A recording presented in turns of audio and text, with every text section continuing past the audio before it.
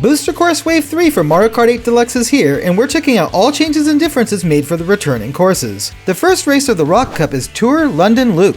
It's a grand trip around the many sites of the city where English royalty lives, home of the Buckingham Palace and surrounding parks, Tower Bridge, and of course, Big Ben. So how does the most recent update differ from its mobile appearance? Let's find out. London Loop and Mario Kart Tour had 3 main variants, each taking a different route around the square mile. For the DLC, each lap changes to give a taste of all 3, with a little help from previously unused pathways. But rather than London Loop 3 proper, the final lap incorporates the reverse subvariant, sending the Chomps into a frenzy. We begin with the gameplay changes starting on lap 1. The first route follows closely to that of London Loop and Tour, except that Charing Cross is now more open, allowing drivers to pass on either side of the roundabout. There's even an option to trick directly over the island in the center, unlike in Tour. All this is possible because the barrier and double-decker were removed, with other blockades like these taken out throughout the course. Approaching Leadenhall Market, a new alternate path can be taken to the right of the building, which was completely inaccessible in the original. Both routes merge next to the Tower of London. Past the Tower Bridge in Tour, crates could be found just before the ramp at Waterloo Station, which now are gone. With one more right turn, the lap ends at Westminster Bridge. Lap 2 guides racers straight into St. James's Park to link up with London 2's route. Like in Tour, there are a couple of chain chomps guarding the area, but the first chomp was shifted slightly, and the second one that used to be at the end of the dirt path in Tour was relocated to being in front of the Admiralty Arch. This will make sense later. Also, the barrier by the Buckingham Palace gate was adjusted a bit. After taking the stairs, we can see that the barrels along the winding street leading to the British Museum were removed. From here, the route continues as expected up to the end of the lap. Once on the final lap, everything is as it was with London Loop 2 again, except that now, the Chomps are loose. The first is here rampaging in the park, but where's the second? Ah, here it is, just beyond the Admiralty Arch. How did it fit through? Well, at least we can go under easily now, which is something not done before in any of the Tour variants. Returning to Charing Cross, drivers press on to pass under the Waterloo Bridge this time, like in London Loop 3R. But there's another loose chomp in the River Thames. Oh wait, that one can't reach us. Phew.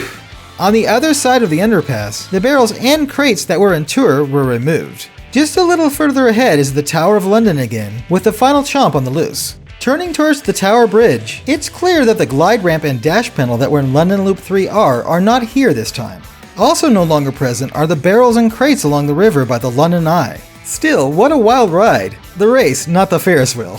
Oh yes, one more thing. An interesting phenomenon can happen with the chomps. At the very start of the race, if we go in the opposite direction, the chomps will be loose already, but once turning around to race normally, we eventually see that they have been chained up again, mysteriously. Wow, it's a whodunit for Sherlock Holmes to solve. As for aesthetic changes, there are the usual of course, texture, lighting, and colorization tweaks, as well as coin, item, spectator, arrow sign, and game-specific plant differences. Cloud formations tend to fit in this category too, but it seems to be a particularly cloudy day with the fog a bit more obvious than the big smoke.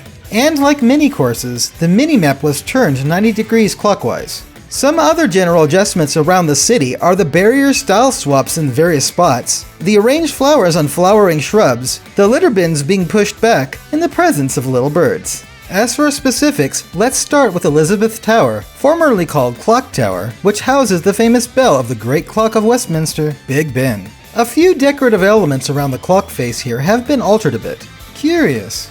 Moving on, there's an MKTV van just before Leadenhall Market. As the London Eye comes into view, we see that it actually spins now. And just after the ramp here is another MKTV van to the left.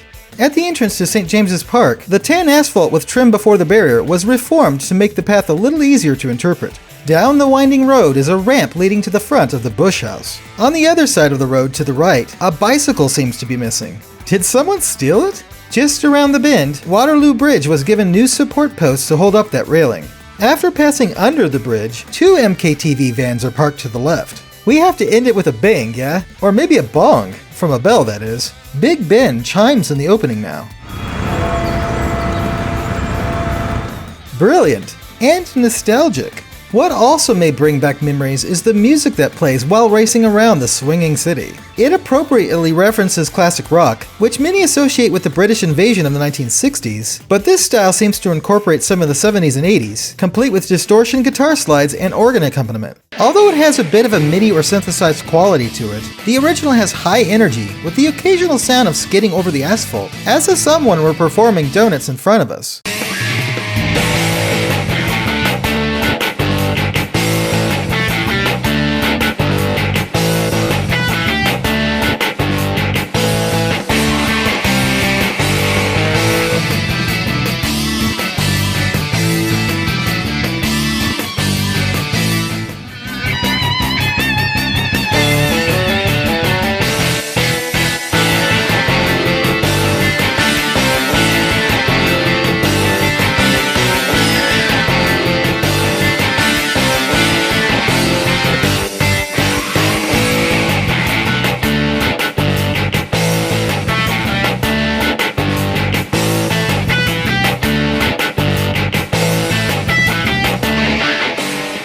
Jolly good. For the updated version, the performers did a remarkable job capturing that classic feeling with wailing guitars and personalized counterpoints, but no skidding. The intro now has an overdriven guitar pan to the left, as well as unique drum and bass phrases that are omitted or modified for the bridge back to the first main section in order to provide a different flavor.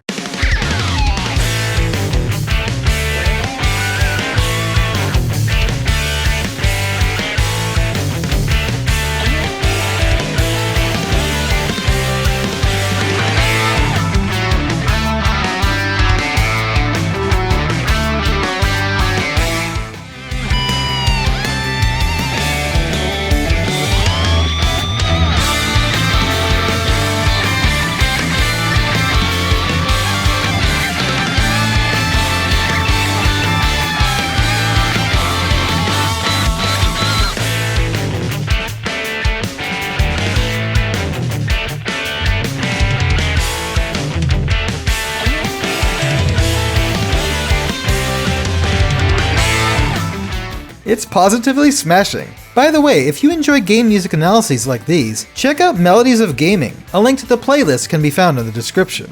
And that's about it for all changes we found in Tour London Loop. The track initially combines the source variants in an expected way, but the little path choices and surprise with Chomps on the loose at the end make it all just a bit more exciting. But what do you think? Have you found any notable changes that we missed? Let us know in the comments below. And of course, stay tuned to GameXplain for coverage of Booster Course Wave 4 for Mario Kart 8 Deluxe and other things Nintendo too. Thanks for watching. Until next time, cheers!